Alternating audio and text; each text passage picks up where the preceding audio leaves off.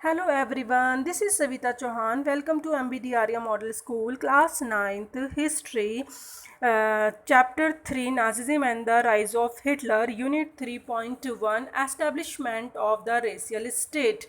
That means यहाँ पे अभी तक आपने जो भी कहानी पढ़ी है कंट्री की, जैसे प्रीवियस वीडियो में पढ़ा था कि वो रेशियल हायरार्की के बेस पे, एक नस्ल के बेस पे, एक जाति के बेस पे, अपनी धर्म के बेस पर एक इम्पॉर्टेंट दे रहे थे और उसी में वो कंट्री को बनाना चाहते थे। तो उसी को लेके हम इस वीडियो में पढ़ेंगे। रेशियल स्टेट क्या होता है? रेशियल स्टेट मतलब भी स्टूडेंट यही होता है कि जब एक ही नस्ल के लोग, एक ही जाति के, धर्म के लोग किसी स्टेट में रहते हैं। तो अब इसने सोसाइटी को ऐसे बनाने के लिए क्या करा, क्योंकि नाजी तो चाहता था कि सोसाइटी में pure and healthy Nordic Aryans ही होने चाहिए। नॉर्डिक आर्यंस कौन थे? जो जिनका ब्लॉन्ड हेयर था और ब्लू आइज थी, जिनकी ब्लू आइज दिखती थी ना, तो उनको नाजी क्या बोलता था? नाजी जो थे और ये हिटलर थे वो क्या बोलते थे कि भाई ये सबसे बेस्ट कंसीडर है, क्योंकि ये अगर इनको बोलें तो हेल्थ नॉर्डिक आर्यंस बोला जाता था, यानी ये सबसे बेस्ट और सबके ऊपर की कैटेगरी में इनको रखा जाता था। तो इनको आर्यंस में अपीयरेंस दी जाती थी, यानी फिजिकली अपीयरेंस इनको सबसे ज़्यादा दी जाती थी कि इनको नॉर्डिक आर्यंस को, और नाजी आइडियोलॉजी के बेस पर, यानी जो हिटलर की और उनके फॉलो करने वाले लोगों की एक सोच थी कि नॉर्डिक आर्यंस लोग ही और प्योर एंड हेल्दी होते हैं और उन्हीं का हमें स्टेट बनाना है। दूसरे जो लोग हैं उन्हें हम अपने देश में रहने का, उन्हें जीने का कोई हक नहीं है। लेकिन इतना आसान तो नहीं था कि भाई उन लोगों को आसानी से हटा दें। भाई जैसे कि हमारी कंट्री में बहुत सारे लोग रहते हैं और आसानी से हम सोचें कि एक ही जाति के लोग रहने लग जाएं तो क्या दूसरे लोग आवाज़ नहीं उठाएंगे ना, तो उनका क्या किया जाएगा? तो सेम ऐसे ही हिटलर ने जब दूसरे लोगों को हटाना था तो किस तरीके से हटाया और अपने इसको कैसे अचीव करा? How did they achieve this, यानी उसने इस फिजिकली एलिमिनेशंस को कैसे करा और अनडिजायरेबल पीपल जो थे उनको हटाया। तो वो हम इस वीडियो में पढ़ेंगे। Once in power the Nazis quickly began to implement their dream of creating an exclusive racial community of pure German by physically eliminating all those who were seen as undesirable। Undesirable क्या होता है पहले तो आप ये समझिए, यानी जिसको पसंद नहीं किया जाता। तो इसमें कौन कौन से कम्युनिटीज़ थी? एक तो ज्यूज़ थे, जिप्सीज और पोल्स। और ज्यूज़ कौन थे? यानी ये जो नाजी के फॉलोवर थे, ये या हिटलर था, ये मानते थे कि जो ज्यूज़ हैं ये क्रिश्चियन प्रैक्टिस के हैं, उस धर्म के हैं, तो इन्होंने उनको मारा था, जीसस क्राइस्ट को मारा था, तो इसलिए ये इनसे नफरत करते हैं। दूसरा ये भी मानते थे कि इन्होंने ये ज़्यादा ब्याज पे पैसा दिया करते थे, तो इसके चलते ज्यूज़ लोगों से ये नफरत किया करते थे नाजी। और जो जिप्सीज थे वो ब्लैक थे कलर में, ओरिजिन जो था उनका अफ्रीकन था, तो इसलिए नफरत करते थे। और जो पॉल्स थे वो पोलैंड के लोग थे, यानी जब इसने फर्स्ट वर्ल्ड वॉर में, वो सेकेंड वर्ल्ड वॉर में पोलैंड पे अटैक किया था। तो और भी ऐसे बहुत सारे ग्रुप थे जिनके साथ इन्होंने इस तरीके का बिहेव करा, इनको अनडिज़ायरेबल कह के बुलाया और इनको एलिमिनेट करा, यानी निकालना, ख़त्म करना। और फिज़िकली जो थे हैंडीकैप थे या बिल्कुल मेंटली या फिट नहीं थे, उनको भी अनडिज़ायरेबल कैटेगरी में रखा। और इन्होंने क्या बोला? Racial community of pure German, सिर्फ प्योर जर्मन पीपल्स ही रहेंगे। और प्योर जर्मन कौन थे? नॉर्डिक आर्यन थे। जैसे कि मैंने बताया कि उनकी ब्लू आइज होनी चाहिए, ब्लॉन्ड हेयर होने चाहिए, और फिजिकली भी उन्हीं को ज़्यादा इंपॉर्टेंट अपीयरेंस दी गई कि वही फिट हैं इस कंट्री में रहने के लिए। अब undesirable in the extend empire, जो भी हमारा एम्पायर हम बढ़ाएंगे उसके अंदर हम किसको? अनडिज़ायरेबल को इंपॉर्टेंस नहीं देंगे। Wanted only a society of pure and healthy Nordic Aryans को ही हम रखेंगे। दे अलोन वर कंसीडर डिज़ायरेबल, जो कि वो चाहते थे, डिज़ायरेबल जिनको हम पसंद करते हैं, डिज़ायरेबल जो हमारी पसंद में नहीं आते हैं।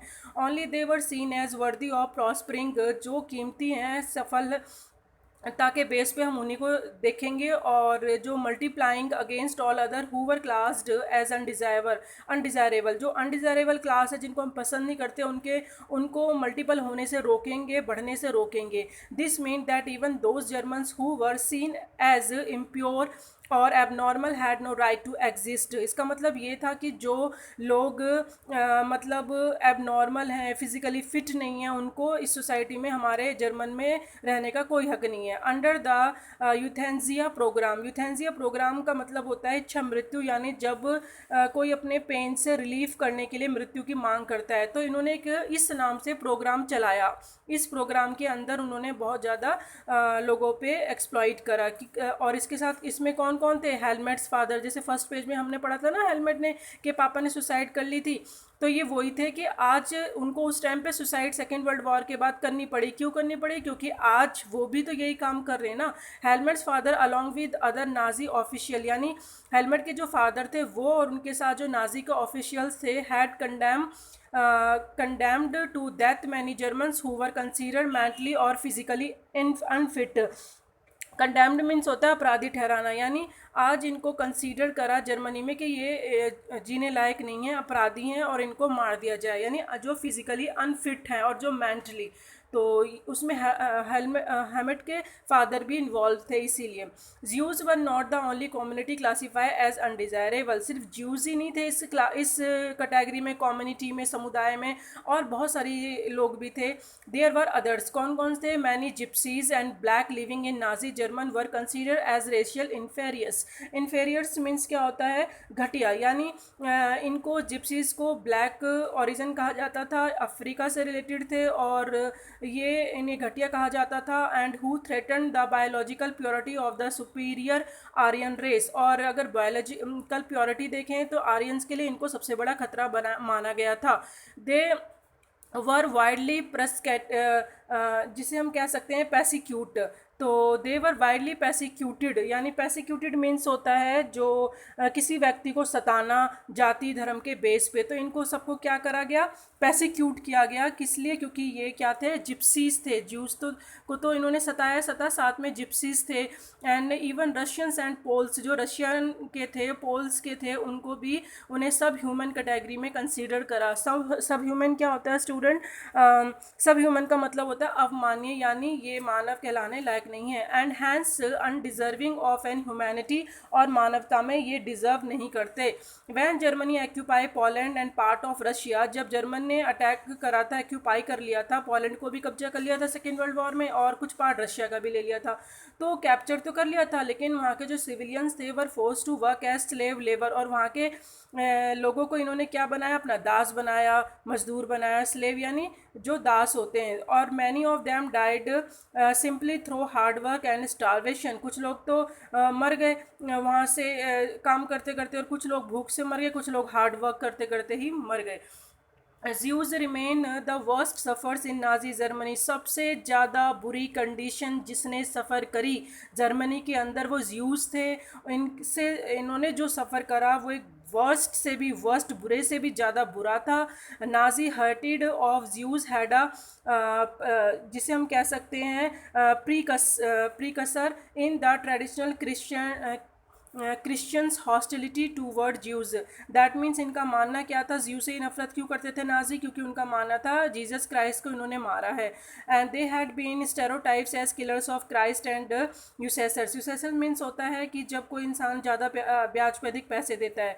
और हॉस्टिलिटी मीन्स होता है स्टूडेंट शत्रुता, यानी ये अपने शत्रु मानते थे इनको।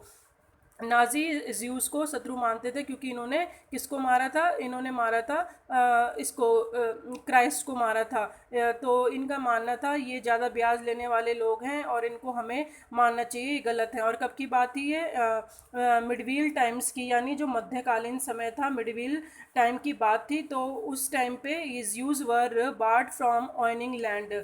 और बाढ़ यानी होता है वर्जित कर लेना। तो इनको इसी बात पे इनको इनसे ज़मीन छीन ली गई और वहाँ से निकाल दिया गया। They survive mainly through trade and money lending. और इन्होंने बहुत ज़्यादा सर्वाइव करा, जैसे कि अगर जो मनी लैंडिंग है, या दे वर सर्वाइव मैनी थ्रू, और जो ये ट्रेड करते थे और जो उधार देने वाले लोग थे। Jews were barred from ऑनिंग land. Jews were ward from ऑनिंग land, यानी उनको ज़मीन से निकाल दिया गया था और वो अपना सर्वाइव कैसे कर रहे थे, ट्रेड से और मनी लैंडिंग से, यानी कुछ पैसा उधार दे के जब अपना जीवन यापन करते हैं ब्याज पे या ट्रेड करके। They lived each separately marked areas called ghettos, उनको अलग रहने के लिए मजबूर कर दिया घैटोज में। घैटोज कौन से होते थे, जो बहुत ही ख़राब कंडीशन में होते थे, मोस्टली ज़मीन के नीचे होना या फिर एक ही जगह में ज़रूरत से ज़्यादा अनहेल्दी कंडीशन में रहना, वो घैटोज होते थे। वहाँ इन्हें रहने के लिए मजबूर कर दिया। दे वर ऑफन पर्स, जिसका मतलब होता है इसे हम बोल सकते हैं पैसिक्यूट, यानी पैसिक्यूट मतलब जो किसी व्यक्ति को सताया जाता है। तो they were often persecuted through periodic organise violence, और ऐसे ही इनके साथ बहुत सारे वायलेंसेस किए गए उस समय में, यानी अपराध इनके साथ किया गया। एंड एक्सप्लजन फ्रॉम द लैंड, और इनको एक्सप्लजन कर दिया, अपनी लैंड से निकाल दिया गया। However, Hitler's hatred of Jews was based on pseudo-scientific theories of race, which had that conversion was no solution to the Jews' problem. The pseudo-scientific का मतलब था कि ये ज्यू का एक आस्था थी। pseudo-scientific यानी आस्था, तो ज्यू का मानना था कि ये थ्योरी रेस के बेस पे है। अगर हमें इनसे जो ज्यूज़ हैं इनको बात करने से कोई प्रॉब्लम सॉल्व नहीं होगी, इनको ख़त्म करना ही बेस्ट है, क्योंकि इनसे बात करने का कोई मतलब नहीं बनता। It could be solve only through their total elimination, सिर्फ इनको एलिमिनेशंस यानी इनको ख़त्म करके, नष्ट करके ही हम बच सकते हैं। और वो इतनी ज़्यादा इनसे नफ़रत करता था। तो बहुत सारे लोग थे उस टाइम पे जो इंडिया में भी आए और शरण ली उन्होंने। तो इज़राइल के जो प्राइम मिनिस्टर हैं वो भी इससे बहुत तारीफ़ करते थे उस टाइम पे कि हाँ, कि एक इंडिया ऐसा है कि जिन्होंने इनको शरण दी थी। और क्योंकि ये बहुत सारे लोग वहाँ से जब इन्हें भगा दिया गया था तो इन्होंने शरण ली थी दूसरे देश में, और लेकिन कोई लोग इनको, कुछ कंट्री इनको शरण नहीं दे रही थी हिटलर के डर से। कुछ लोग तो अपनी जगह उन्होंने वहाँ से छोड़ी नहीं थी कि कहीं अब हम कहाँ जाएंगे, इसलिए डर के चलते कुछ लोग वहाँ मर भी गए थे और कुछ लोग वहाँ पे अपना जीवन बुरी तरीके से सर्वाइव भी कर रहे थे। लेकिन मोस्टली जो इंडिया है उन्होंने ऐसे इन लोगों को क्या दी थी, शरण दी थी उस टाइम पे। तो ये थोड़ा सा अलग था इस टॉपिक से है। 1933 एंड 1938 का जो नाजी टेरराइज था, यानी जो आतंक था, और पॉपराइज मीन्स होता है जो एक्सट्रीमली गरीबी में रहने के लिए मजबूर करना, एंड सेग्रीगेटेड यानी अलग कर देना। तो इनका जो नाजी का आतंक था और जो गरीबी में रहने के लिए मजबूर करा और इनको अलग रहने के लिए मजबूर करा ज्यूज़ को, वो 1933 से 1938 तक था, क्योंकि 39 से तो first second world war start हो गई थी। एंड कंपेलिंग दैम, और इसी का फ़ायदा उठाते हुए सेकेंड वर्ल्ड वॉर का भी उसने पूरा करा, फ़ायदा उठाया। And compelling them to leave the country, और उन्हें अपनी कंट्री से छोड़ने के लिए मजबूर करा। And the next phase 1939-1945 aim at concentrating them in certain areas and eventually killing them in a gas chamber in Poland. जो भाग गए थे, जैसे कि मैंने बताया आपको कि कुछ तो भाग गए थे, और जिन्होंने अपनी जान बचाई थी, कहाँ जान बचाई थी, शरण लेके, जैसे हमारी कंट्री में आ गए थे कुछ और कंट्री में। और जो वहाँ से नहीं भागे थे तो उन्हें गैस चैम्बर में मार दिया जाता था। गैस चैम्बर क्या होता था, जैसे कि पोलैंड में बहुत सारे गैस चैम्बर बनाए थे जहाँ पे जहरीली गैस को छोड़ दिया जाता था, और एक बहुत बड़ी मात्रा में लोगों को वहाँ गैस से दम घोट के मार दिया जाता था। तो ये 39 से लेकर 45 तक कंसंट्रेटिंग करके इनको एक निश्चित रूप से मारा गया, और बहुत बड़ी मात्रा में मारा गया। और ये सेकेंड वर्ल्ड वॉर का एक बहाना लेकर इनको और भी मौका मिल गया कि अब किस तरीके से इनको ख़त्म करना है। तो ये था जो आपने देखा कि अपना किस तरीके से एस्टैब्लिश करा रेशियल स्टेट, यानी नाजी को नॉर्डिक आर्यंस को ही वो देके फर्स्ट प्रायोरिटी देके दूसरी जो जाति के लोगों को उनको वहाँ से हटाने के लिए इन्होंने एक पूरा एक टारगेट बनाया। ठीक है, तो नेक्स्ट में हम पढ़ेंगे the racial utopia. Thank you.